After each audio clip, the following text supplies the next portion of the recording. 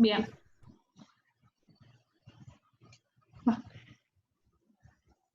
Bien, entonces habíamos dicho las complicaciones intraoperatorias, ¿sí? Dijimos que puede ser el sangrado, los edemas, insuficiencias respiratorias, presencia de fijaciones maxilomandibulares, ¿sí? Que estas van a ser todas las complicaciones que yo voy a tener en realidad para la inducción del paciente y postoperatoria, ¿sí? Que también me van a poder dificultar más que todo la extubación del paciente. La mayoría de las veces, lo ideal es no extubarlo al paciente, ¿sí? Pero eso se va a ir evaluando dependiendo de cómo haya sido la cirugía, qué magnitud tuvo, qué tanto fue lo que se tuvo que hacer y el estado hemodinámico del paciente, ¿sí? Entonces, en base a eso se evalúa la extubación o no, pero si no, lo ideal es no extubarlo, ir haciéndolo progresivamente por este tema más que todo de los edemas y la inflamación que tiene la vía aérea. Entonces, que no es el tema de extubarlo, sino el tema es de que si hay alguna complicación, no lo vamos a poder reintubar, ¿sí? No vamos a poder, o ya de por sí va a ser el doble de dificultosa. Entonces, por este tema de, no tanto el extubarlo, sino de que yo no lo voy a poder volver a intubar, se prefiere la que pase a terapia intubado y se vaya sacando progresivamente. También obviamente se evalúa este tema del dolor, ¿sí?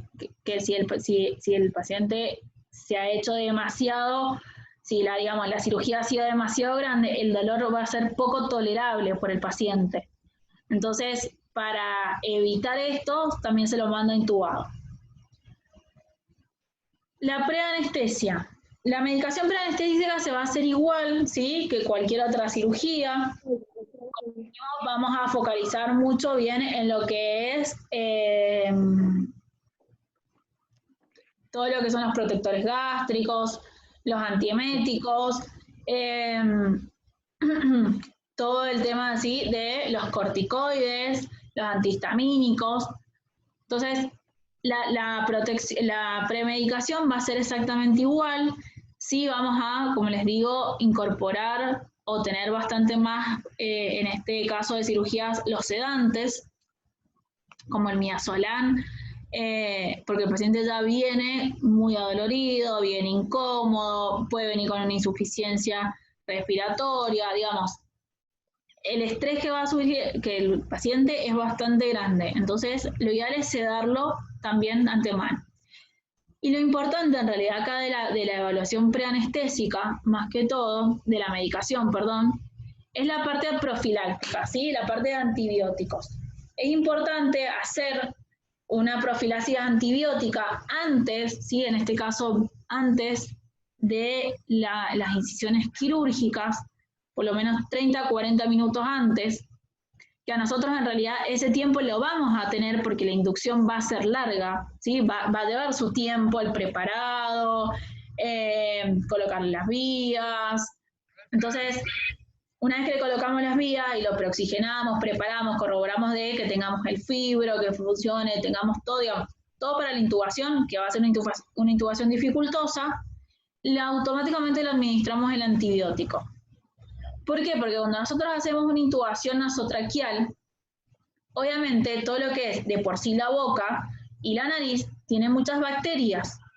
Y como eso todo está comunicado, ¿sí? Muy a la parte de, cerebral, lo que podemos hacer es producir una meningitis, ¿sí? O el tema de las endocarditis, ¿sí? Si esa bacteremia va hacia el corazón, porque obviamente va a ingresar al sistema vascular, vamos a generar una endocarditis, y si va hacia la parte cerebral, vamos a generar, como les digo, una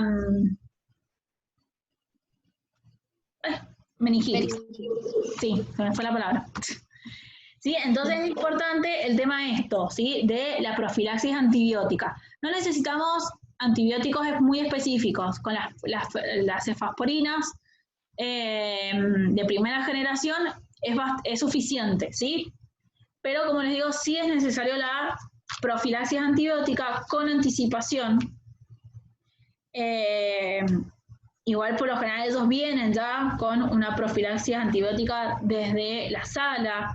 Lo que pasa es que nosotros la tenemos que reforzar porque obviamente ahí con más razón van a abrir, va a sangrar, va a estar más en contacto toda esa zona que ya de por sí tiene gérmenes, ¿sí? Fíjense que la boca es lo más sucio que hay. Entonces, es evitar esto, ¿sí? Que toda esta carga bacteriana que ya está en la flora normal vaya al torrente sanguíneo y genere una endocarditis o no me va a volver a salir una meningitis. Meningitis. Sí, anota, mira, hay meningitis, ya estoy colapsada.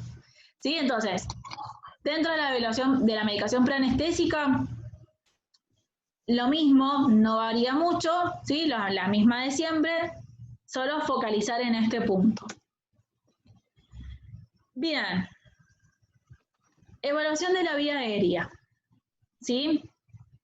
Cuando se hace la evaluación de la vía aérea, que dijimos que era muy importante antes de la anestesia, ¿sí? Que el paciente, el anestesiólogo vaya, hable con el cirujano, lo hablen entre los dos, es ver esto. La posibilidad de abrir la boca, ¿sí? Apertura bucal. Algunas malformaciones incluyen la aquilosis, como dijimos, de la articulación, que no puedan abrir la boca, o bien los espasmos musculares, dolores. La apertura preferentemente tiene que ser, como dijimos, una apertura normal de 4 centímetros. Esto lo que nos va a indicar es que si no tiene una buena apertura bucal, vamos a tener que sí o sí hacer vamos a tener que tener un fibro para tener una mejor visualización de la anatomía, porque obviamente las intubaciones nasotraqueales son a ciegas. Entonces, lo ideal es esto, aunque sea por la boca, ingresar el fibro para tener la imagen anatómica y después por la nariz colocar el tubo. Distancia tiromentoniana, ¿sí? Está relacionada directamente con el tamaño de la mandíbula y la distancia de la laringe, ¿sí? Si es una laringe anterior, no vamos a poder hacer una laringoscopía convencional. Porque, a ver, chicos, ¿cuál es el tema? Indistintamente que sea una intubación nasotraqueal, hay que colocar el laringo en algún momento. Por eso les digo que hay anestesiólogos que se arriesgan, ¿sí?, a no hacer la laringoscopia y solo guiarse por la anatomía y los reparos. Pero, si no, la maniobra ideal es, se coloca, ¿sí?, el tubo por la nariz, previamente colocado una solución, sí que puede ser un gel o lidocaína para ayudar a la movilidad. Y una vez que pasa, ¿sí?, la nariz y la primera parte, se hace la laringoscopía normal y se ve, y ahí se va viendo y se va pasando el tubo para corroborar de que vaya hacia la vía aérea. Entonces, de por sí la laringoscopía se va a hacer. Movilidad del cuello, ¿sí? Esto limita el ángulo, se está limitado si el ángulo es menor de 90 grados. También entre la superficie dental maxilar y el cuello se completa la extensión. Algunas malformaciones presentan anomalías agregadas en la columna cervical, ¿sí? La circunferencia del cuello es un indicador de obstrucciones o de apneas del sueño, ¿sí? Entonces eso también dificulta el tema de la intubación. Esto dentro de lo que es la evaluación de la vía aérea son los predictores que más vamos a considerar para este tipo de cirugías, ¿sí? La intubación nasotraqueal es más compleja que la orotraqueal, sin embargo, es más tolerada que los pacientes, es más tolerada en los pacientes, ¿sí? Si tienen que estar despiertos. ¿Por qué es esto? Porque a veces también, dependiendo de la complejidad de la cirugía, lo que se hace es una intubación vigil. es decir, con el paciente despierto. Entonces, eso obviamente lleva más tiempo, por eso les digo que este tipo de inducción es lenta, tiene que ser lenta,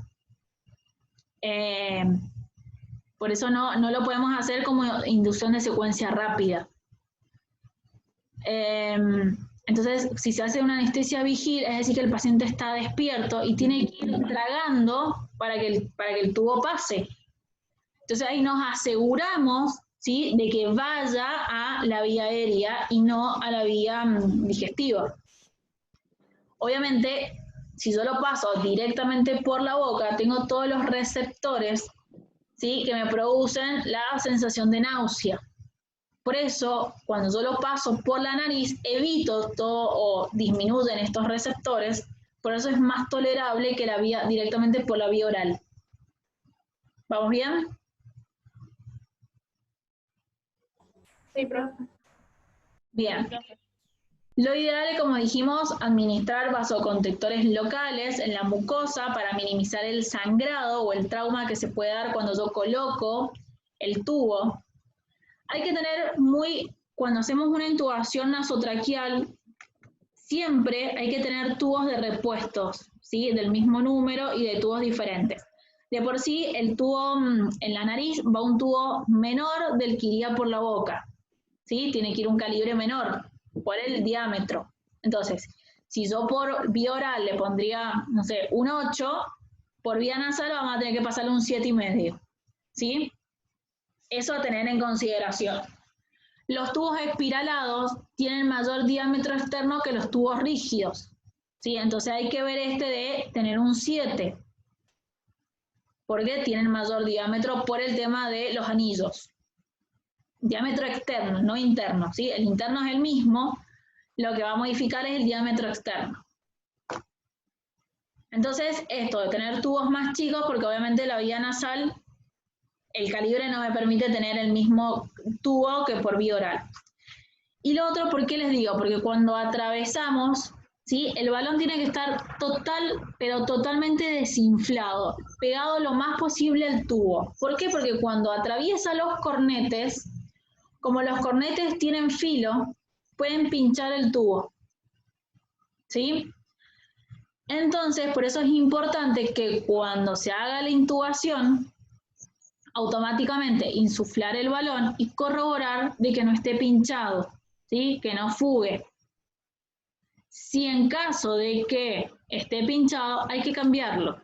Para eso vamos a tener la guía de Eichmann, siempre a mano, que no solo nos sirve para intubación dificultosa, sino que nos sirve como intercambiador de tubo, ¿sí? Porque yo introduzco la guía de Eichmann por el tubo que está pinchado, ¿sí?, saco el tubo y puedo volver a poner el otro, y ahí es mucho más fácil, ¿sí?, porque eso me sirve de intercambiador de tubo.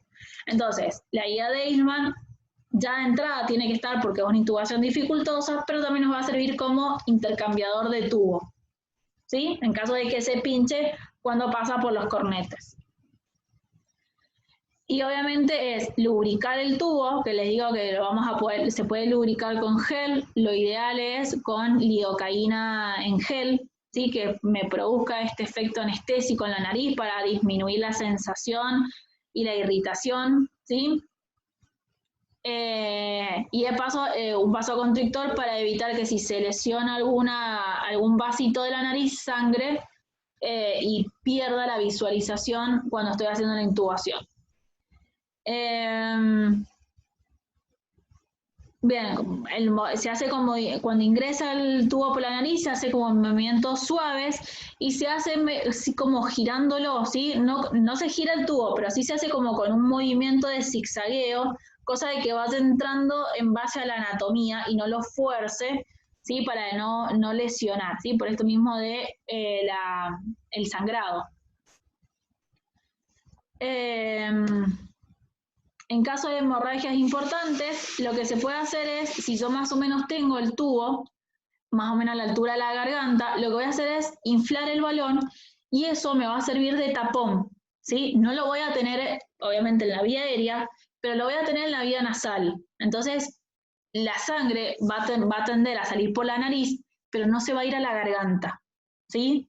Entonces, retiro un poco el tubo, si no alcancé a hacer toda la intubación, inflo el balón y eso me sirve como tapón de la vía nasal, cosa de que el sangrado salga por la nariz y no por la garganta. ¿Vamos bien ahí? ¿Entienden eso? ¿Sí? Bien, acuérdense que ya lo tengo atravesado por la nariz. Tiene que sí o sí pasar por la parte posterior de la garganta. Entonces, si por algún motivo se lesionó y está sangrando mucho, automáticamente inflo el balón, eso me sirve de tapón y evito, ¿sí?, la broncoaspiración. La fijación debe hacerse, como le dije, en el septum de la nariz, ¿sí? Acá el septum es esto, perdón, la conexión que hay entre las dos narinas, ¿sí? Se hace a través de un punto. Y después, obviamente, todos los circuitos y el tubo van hacia la frente. El tema de las hemorragias intraoperatorias. Profe, Sí. ¿puede volver la diapositiva anterior? Sí, ahí está. A ver. ¿Esa? Sí, esa. Ya está. Gracias. Igual se las voy a pasar el Power. Si es por sacarle alguna foto o algo, yo ya ahí se las paso. Ah, bueno, bueno. Igual les he pasado todos los Power. Por lo menos en el grupo están los últimos 2 Power. Sí, a mí se me ha borrado todo el cel, así que por eso los copio. Ah, bueno, ahí te los vuelvo a reenviar, no hay drama. Bueno, gracias. Pero yo, como te digo, las 2 clases que hemos tenido anteriores, le he pasado los Power al grupo. Bien, todo lo que es la hemorragia intraoperatoria. El sangrado, ¿sí?, es causado por los grandes vasos, ¿sí?, palatinos, que van a irrigar la cara, ¿sí?, que está dado por las arterias esfenopalatina y la arteria palatina descendente, el plexo pterogoideo, la arteria maxilar interna, ¿sí?, con sus ramas colaterales en la mandíbula superior, las arterias maxilares y sus ramas, ¿sí?, la palatina descendente, son más vulnerables de lesiones durante la disyunción, ¿sí?, sobre la incisión y la apertura. En el caso de la mandíbula, ¿sí?, el sangrado proviene de las arterias alveolares y de la arteria facial y sus ramas. Entonces, fíjense que tienen muchas arterias con mucha irrigación en lo que es la boca. Entonces, cuando van a hacer las incisiones, todos estos vasos obviamente se lesionan. Entonces, el sangrado es mucho, ¿sí? Por eso también son cirugías que pueden llegar a recibir o requerir, transfusión. Entonces, por eso en este caso, como les decía, manejamos la anestesia con una hipotensión controlada, ¿sí? Al haber hipotensión, todo lo que son las periferias, eso implica la cara, disminuye. Entonces, por lo consiguiente, disminuye el sangrado. Bien. Bien, 3 beneficios, ¿sí?, que nosotros vamos a manejar de estas anestesias hipotensivas, que es la que le decía, es, como dijimos, la reducción de la pérdida de sangre, porque toda la periferia se vasocontrae. Mayor visibilización en el campo quirúrgico, que eso lo que hace es aumenta la posibilidad de que el cirujano opere rápido, ¿sí? Entonces disminuye los tiempos quirúrgicos y disminuye la posibilidad de lesiones por mala visualización, ¿sí?, que se lesionen otras estructuras. Y bueno, como dijimos, la reducción del tiempo. Esta técnica anestésica, como les decía, que había que ver el tema de la evaluación preanestésica, no está libre de riesgo, ¿sí? Por eso es importante que se evalúe la edad del paciente, el ASA, ¿sí?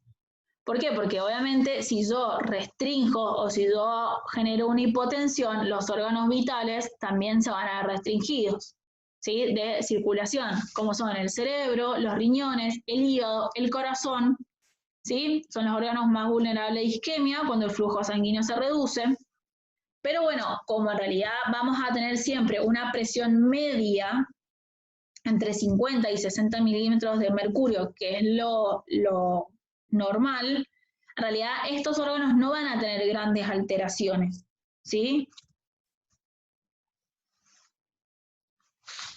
Bien, ahora que estoy de paso con mis apuntes.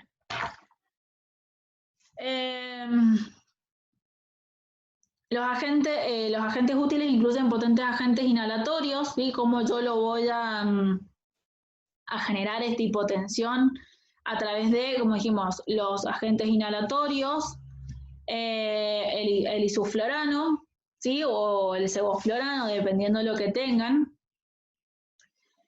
Sistemas antagonistas del sistema nervioso simpático, ¿sí? Para que evite esta estimulación, podemos utilizar el abetalol, el esmolol o el atenolol, y vasodilatadores directos como el nitroprusiato, nitroglicerina y la adenosina.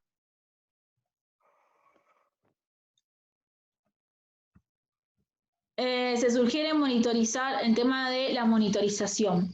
Como vamos a manejar una anestesia hipotensiva, lo ideal es obviamente tener un control exhaustivo de la presión. Por eso lo ideal es tener una presión arterial, ¿sí? Una presión invasiva, porque podemos tener un control exhaustivo, ¿sí? Segundo a segundo, de cómo está el sistema hemodinámico del paciente. A su vez, esta muestra arterial, ¿sí? Que está dada por un catéter, ¿sí? Se le pone, como les dije, una boca en una arteria, ¿sí? Y eso lleva un set que me va a medir la presión, pero por ese set, ¿sí? Por esa conexión, yo puedo a su vez sacar muestra arterial y evaluar la gasometría, ¿sí? El estado ácido-base del paciente. Como les digo, son cirugías donde la ventilación va a estar modificada, donde si yo no tengo, una buena manejo de la mesa de anestesia, o como van a estar trabajando en la cara, pueden haber fugas, ¿sí? De la ventilación, entonces puede aumentar la concentración de dióxido de carbono, llevando a una acidosis. Entonces, bueno, está bueno siempre controlar el tema de el estado ácido-base del paciente. El monitoreo electrocardiográfico, ¿sí? Lo tenemos que evaluar siempre, porque también, como les digo, ver este tema de que esta bacteremia no vaya hacia el corazón, generando una alteración en el miocardio, ¿sí? Donde lo podemos nosotros graficar o visualizar en el ritmo o en los segmentos ST. También que si de repente hay un sangrado excesivo, ¿sí? Porque obviamente, si yo tengo una mala perfusión, puedo llevarlo a que el paciente tenga un paro. Entonces, evitar siempre, mejor dicho, no evitar, no, siempre tener el control del corazón. La capnografía nos va a ayudar a evitar la hiperventilación, ¿sí? Y la hipocapnia. La oximetría de pulso, como les dije, desde un principio. La temperatura corporal, nosotros lo que le vamos a agregar son los termómetros, acuérdense que son termómetros invasivos, por lo consiguiente también van en la nariz, ¿sí? Entonces, como yo de por sí en la cara voy a tener muchas cosas, tengo el tubo, tengo la sonda y tengo el termómetro, ¿sí? Eso bien fijado, bien protegido, porque va a estar dentro de lo que es el campo quirúrgico y yo después no lo voy a poder modificar. Entonces, eso tiene que ir bien fijado para que no se salga. Pero la temperatura la tenemos que monitorizar. Y como les digo, se hace a través de modo invasivo, ¿sí? Que se coloca por dentro de la nariz el termómetro y tengo una medición esofágica. Y obviamente se le coloca una sonda al paciente para medir la diuresis. Bien, esto es lo que les decía con relación a la fijación. ¿Ven? Se colocan los brackets, ¿sí? Y después entre bracket y bracket tengo un alambre que me va a sellar la boca. Y fíjense que no son como los brackets normales que ustedes tienen cuando se ponen la ortodoncia, ¿sí? Estos son como más grandes.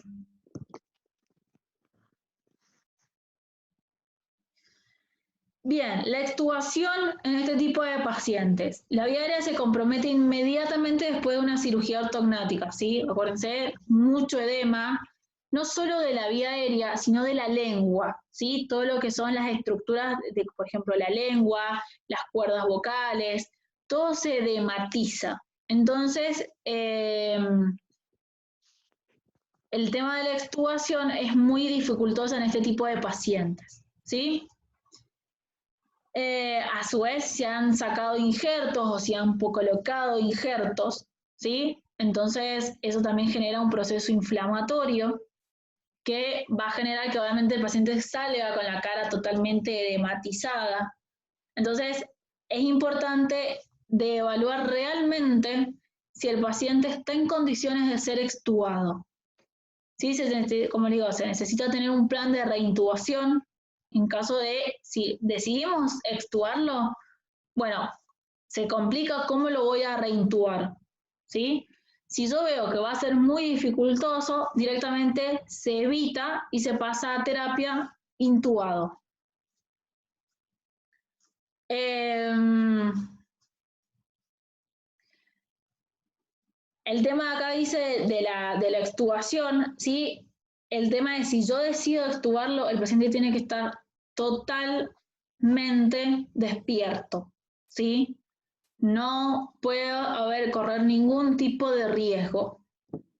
Por eso o es el paciente totalmente despierto, ¿sí? ¿Se acuerdan cuando nosotros hablamos de extubación en general, que tenemos dos momentos? Con el paciente dormido y lo ventilo hasta que se despierte, o con el paciente totalmente despierto. Bueno, en este caso, la opción de el paciente dormido y lo ventilo no existe, ¿sí? Por lo que les digo, todo este tema de los edemas. Entonces, o el paciente está totalmente despierto, evalúo que no haya grandes edemas, lo voy tratando, ¿sí? Con histamínicos o corticoides y veo que de repente no tiene gran inflamación, bueno, lo puedo extubar, espero que esté totalmente despierto. Si no, directamente intubado a terapia intensiva. Como les digo, siempre tiene que estar el fibro, ¿sí? Y una persona capacitada, tanto de la anestesia como quirúrgicamente. ¿Por qué? Porque si yo se complica, lo que vamos a hacer es una cricotiroidea, ¿sí? Para poder ventilar al paciente, ya que no lo puedo intubar, ¿sí? O hasta que pueda colocar el tubo. ¿Sí? Entonces, siempre tiene que estar el cirujano en la extubación, no se pueden ir por esta urgencia, como lo tenemos, como digo, como plan de reintubación. Bueno, eso es repetir más de lo mismo. Más que todo, evitar, como les digo, la salivación, el sangrado, porque el paciente no lo va a poder tragar, ¿sí? O se va a dificultar, se puede broncoaspirar. Entonces, es importante esto, ¿sí? Siempre evaluar el sangrado, la posibilidad de que el paciente después en el post se complique. Bueno, profe, ¿y por qué puede pasar que lo tengamos que volver a intubar después? Porque lleva un tiempo intubado y... Puede ser, a ver, yo decido extubarlo, porque de repente, bueno, no fue tan grande la cirugía, yo lo evalúo, no tiene un proceso inflamatorio muy grande, qué sé yo. A ver, las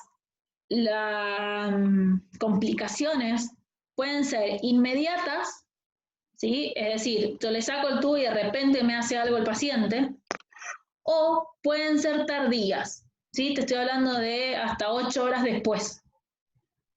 Capaz empezó con un proceso inflamatorio, pero en este momento no lo tiene desarrollado y lo ha ido desarrollando lentamente y en el transcurso de la sala, ¿sí? O porque sangró un poco de más, o porque, como te digo, no hizo todo el proceso inflamatorio completo ahora. Entonces, en el después, ¿sí? Que el paciente, ponele, yo lo mando a sala, hizo esta complicación y hay que volver a intubarlo. Y si yo no lo voy a poder intubar, ¿sí? Yo no me refiero en el momento que yo apenas le saqué el tubo. Yo tengo que entender que dentro de las primeras 24 horas el paciente puede tener complicaciones y yo lo tengo que volver a intubar. Si yo en esas primeras 24 horas, por algún motivo, no lo voy a poder volver a intubar, no le saco el tubo. ¿Sí? Bien, sí. Por eso les digo, esto es, como digo, es todo muy juicio del anestesiólogo. ¿Qué tanto se quiere arriesgar? ¿Qué tanto ve? La mayoría no se arriesga, porque a ver, es la vida del paciente, es después toda una situación de estrés que vos tenés que pasar para poder... Entonces, a veces, ¿qué se hace? Como yo ya tengo el fibro previo, como les digo, si la cirugía no ha sido tan grande, se puede ingresar el fibro, veo cómo está la parte interna, ¿sí? Lo más profundo de la vía aérea, a través del fibro. Entonces ahí yo sí puedo tomar esa decisión de decir, no, mira, todo está bastante bien, no hay edema, hay un proceso inflamatorio, pero bueno, pero con los corticoides lo pasamos, ¿sí? No va a empeorar. Y entonces, bueno, en esa decisión lo puedes actuar. ¿Sí? Entonces la idea del fibro, tenerlo cerca para poder ver la parte interna que a simple vista no la ves. Bien, perfecto, gracias, profe. Bien. Bueno, una vez terminado el procedimiento quirúrgico, ¿sí? Se han detallado criterios específicos para la extubación del paciente. Tenemos, el paciente deberá ser extubado cuando se encuentre libre de la acción de cualquier agente de bloqueo neuromuscular, ¿sí? Como les digo, tiene que estar totalmente despierto, con una buena mecánica respiratoria de él. El paciente responderá a órdenes verbales, ¿sí? Si yo le digo traga, el paciente traga. Si yo le digo abrí la boca, abre la boca. Si yo le digo abrí los ojos, ¿sí? Tiene que estar totalmente lúcido, no puede estar sedado. No deberá existir edema en la vía aérea, ¿sí? Al momento de la extubación, y deberá deglutir libremente, ¿sí? Por más que tengan el tubo, si vos le pedís al paciente que trague, traga, ¿sí? Hace. Entonces, si yo veo que el paciente puede tragar, ahí podemos también sacar el tubo, ¿sí?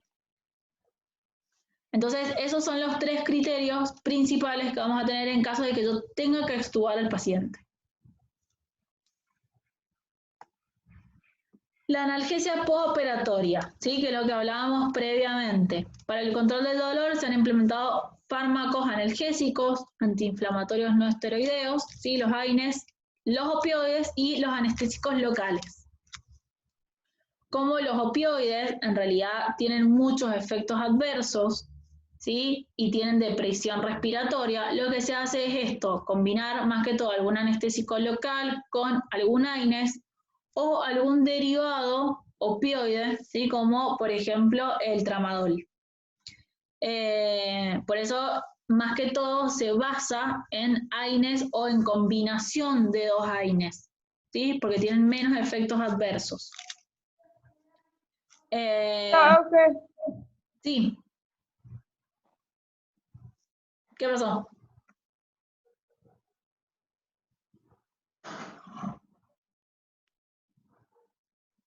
Luciana, ¿hablaste vos? No, profe, perdón. Pensé que tenían alguna duda.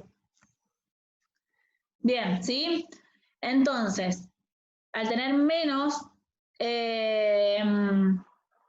efectos adversos, la idea es esto, hacer una combinación de AINES con algún anestésico local o entre 2 o 3 AINES, ¿sí? Podemos utilizar, por ejemplo, diclofenac con dipirona, ¿sí? Es una buena combinación analgésica, ¿sí? La dipirona se utiliza muchísimo.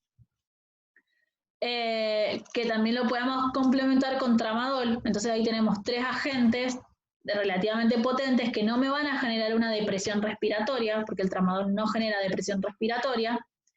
El tramadol es más potente que los AINES. Entonces, tengo esto de que el paciente no le va a doler, no va a tener tantas náuseas y vómitos, y tampoco voy a generar esta irritación, ¿sí? En la vía digestiva, por tanta suministración de AINES. Sí, obviamente va todo endovenoso, pero bueno, en algún momento el paciente va a empezar a tomarlo vía oral. Complicaciones anestésicas. Para prevenir al máximo las complicaciones durante la intubación es necesario preoxigenar adecuadamente, ¿sí? Como les digo, esta preoxigenación va a estar dificultosa al no poder sellar la máscara, entonces lo ideal a veces es prolongarlo un poco con un flujo bastante alto, ¿sí? Evitar el trauma de la vía aérea superior, seguir con el algoritmo de la vía aérea, es decir, tener un plan alterno en caso de que el primero inicie, contar con la disponibilidad de personal experimentado, ¿sí? En caso de que haya alguna otra dificultad. Van a ver que en este tipo de cirugías nunca hay solo un anestesiólogo, siempre viene otro anestesiólogo por las dudas, ¿sí? Para ayudarle, para estar por sí las dudas, ¿sí? Entonces, es algo ya habitual de que siempre por lo menos hay 2 anestesiólogos que lo vienen a ayudar para contenerlo en si hay alguna complicación. La intubación nasotraqueal es la técnica más utilizada, ¿sí? Ya que la colocación de cánulas endotraqueales a través de la boca pueden dificultar el procedimiento quirúrgico, ¿sí? Dificultar la visualización y el espacio. A su vez, el cirujano coloca como en las amígdalas, una abrebocas, ¿sí? Entonces eso también ayuda a la fijación del tubo a veces, pero el tema es esto de que la apertura bucal, acuérdense, que hace este reflejo de una bradicardia. Entonces, bueno, también esto es el tema de tener en consideración cuando colocan las fijaciones o los abrebocas después, ¿sí? El tema de esta bradicardia severa. Bien, esta no es una cirugía ortognática en sí, esta es una cirugía de una